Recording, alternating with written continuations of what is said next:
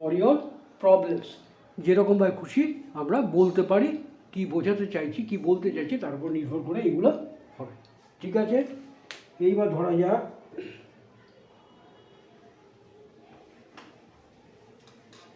তুমি কি দেখছো। এই দেখছো বলতে দুরকম হতে পারে, আমি চারদিকে তাকিয়ে দেখছি এটাও একটা হতে পারে, আমি একটা খুঁজছি কোনো কিছু সেটাও হতে পারে। হ্যাঁ, দেখা গেল কেউ একজন এখানে ওখানে তাকাচ্ছে, একবার মেঝের দিকে তাকাচ্ছে, একবার টেবিলের দিকে তাকাচ্ছে, একবার ড্রয়ারটা দেখছে, তখন আমরা বলি তুমি কি দেখছো, তুমি কি খুঁজছো, তুমি কি দেখছো, তুমি কি দেখছো, তার মানে তুমি কি খুঁজছো এটা বলতে চাইছি। উদ্দেশ্য, তোমার এদিক ওদিকে তাকাবার উদ্দেশ্যটা কি। তাহলে হোয়াট, প্রশ্নবোধক কি যাবে, অক্সিলারি ভার্ব, বি ভার্বটা আগে যাবে। What are you looking for, তুমি কি খুঁজছো, what are you looking for. এবার একটা জিনিস জেনে রাখো, খোঁজা ইংরেজি কিন্তু লুক ফর। এটা যখন গ্রুপ ভার্ব পড়বে তখন দেখবে খোঁজা ইংরেজি লুক ফর। ঠিক আছে, what are you looking for. তাহলে এই উদ্দেশ্য বোঝাতে এরকমভাবে বাক্য তৈরি হতে পারে। আর কি হতে পারে,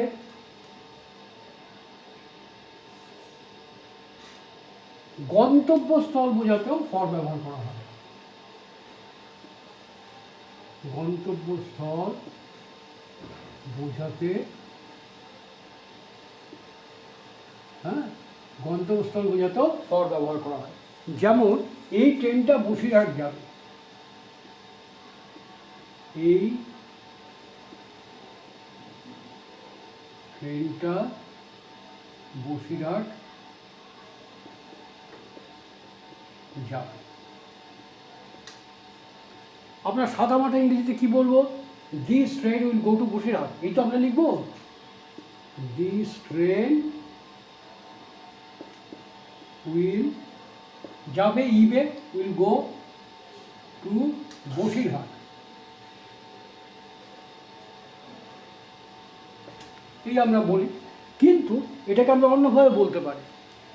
কোনো জায়গায় কোনো ট্রেন যাবে, কোনো বাস যাবে, এটাকে আমরা গামী বোঝাতে, বসিরহাট গামী বোঝাতে আমরা বাউন্ড কথাটা ব্যবহার করি, বিও ইউএনডি, বাউন্ড। ঠিক আছে, সেখানে প্রিপোজিশন ফর আসে। তাহলে কি হবে, দিস ট্রেন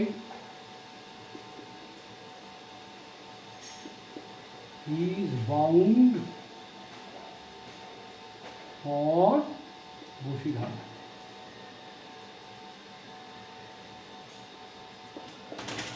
তাহলে এখানে আমরা ফরের ব্যবহার করতে পারি, বোঝা গেল। এইবার দেখো আরেকটা যদি বলি,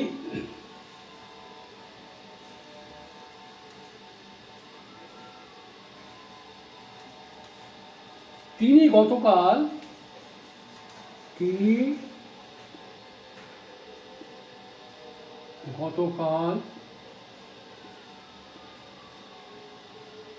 বোম্বে যাত্রা করেছেন।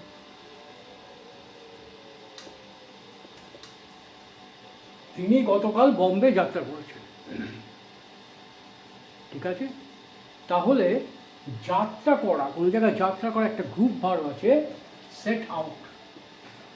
সেট আউট, এবার মনে রাখতে হবে সেটে V1 V2 V3 একই হয়, সেট। তাহলে বম্বে যাত্রা করেছে মানে বম্বের উদ্দেশ্যে যাত্রা করেছে। এখানে দেখো আমরা এরকম বলতে পারতাম, হি যাত্রা করা ইংরেজি start, he started for Bombay, he started for Bombay when, on yesterday।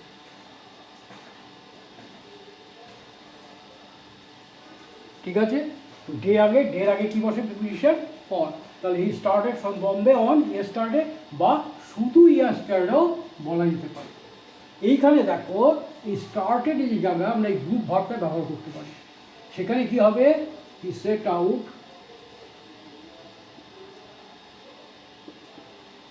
For Bombay yesterday।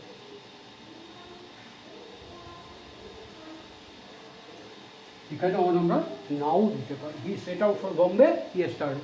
বানান ভুল লিখছি না তো আবার, YSTRDY, ঠিক আছে, লিখতে গিয়ে খুব ভুল হয়ে যাচ্ছে আবার।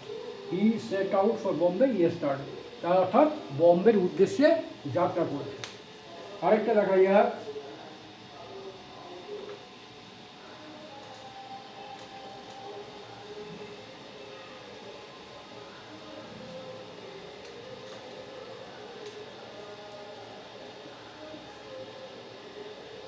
কোথায় বেড়াতে যাবে ঠিক করেছো? কোথায় বেড়াতে যাবে ঠিক করেছো। এছো, এছো এছে এজি থাকলে আমরা কি করি? পারফেক্ট টেন্স করি। হ্যাভ হ্যাজ ভার্বের থার্ড ফর্ম। তাহলে ঠিক করেছো মানে পরিকল্পনা করেছো, তাহলে কি হতে পারে? কোথায়, where have you planned to go? কিসে বেড়াতে? to go on tour। where have you planned to go on tour? For কোথায় গেল? ফর তো ব্যবহার করিনি। তাহলে ফর দিয়ে কী করে ব্যবহার করতে পারবো? কি হবে?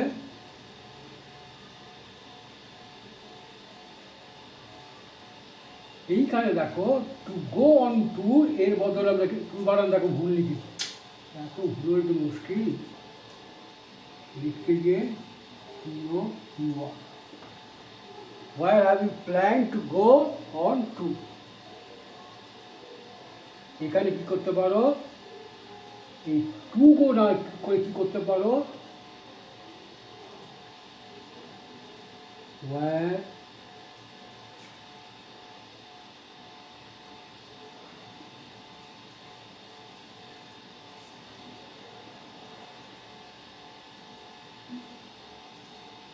planned for the tour।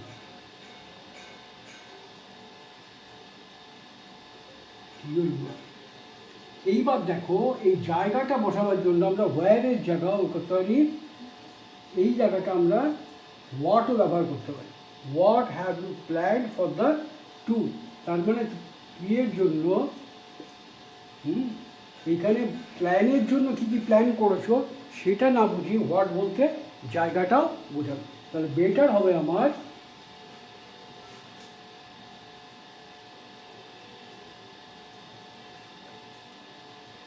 where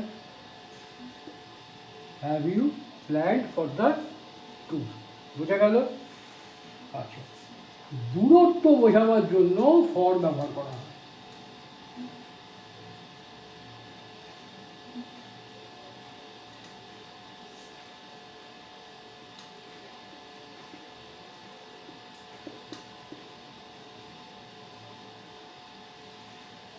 দূরত্ব বোঝাতেও আমরা ফর ব্যবহার করে থাকি। যেমন রোজ সকালবেলা আমার হাঁটার অভ্যাস আছে, আমি অনেকটা দূর হেঁটে আসি। কতটা দূর হেঁটে আসি? আমি বললাম আমি রোজ সকালে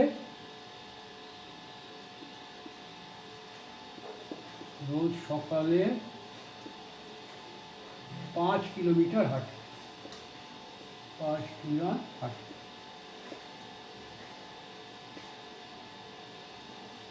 তাহলে রোজ সকালে এভরি মর্নিং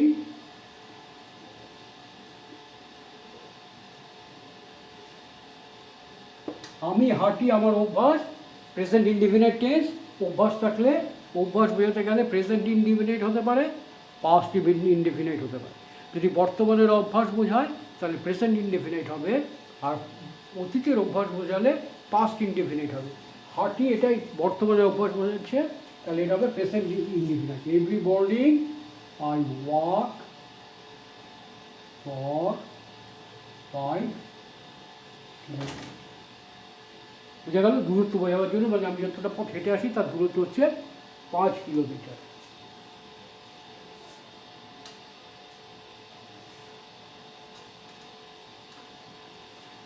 কোনো জায়গায় দৌড় প্রতিযোগিতা হয়, সাঁতার প্রতিযোগিতা হয়, 200 metre race, 200 metre butterfly, swimming race, এরকম হয় তো। তাহলে রেসটা ছিল 500 মিটার, রেসটি ছিল 500 মিটার।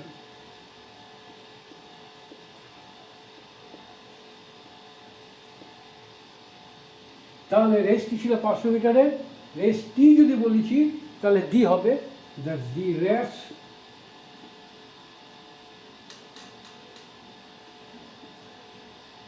ওয়াজ, ছিল, ইলো, the race was for 500 metres, the race was for 500 metres. তারপর ধরো যদি বলি আমি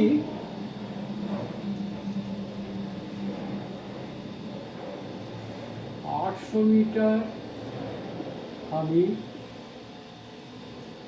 800 মিটার দৌড়ে অংশ নিতে সাহস করিনি,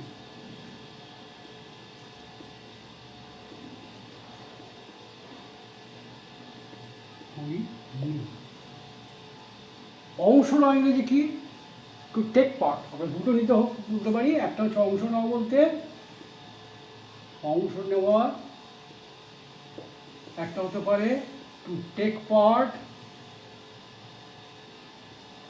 টু টেক পার্ট ইন, যাতে অংশগ্রহণ করছো ইনের পরে।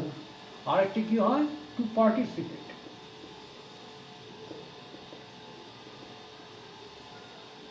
দুটো পার্টিসিপেটের পরও প্রিপোজিশন বসবে ইন। তাহলে সাহস করা হচ্ছে ডেয়ার, সাহস করা।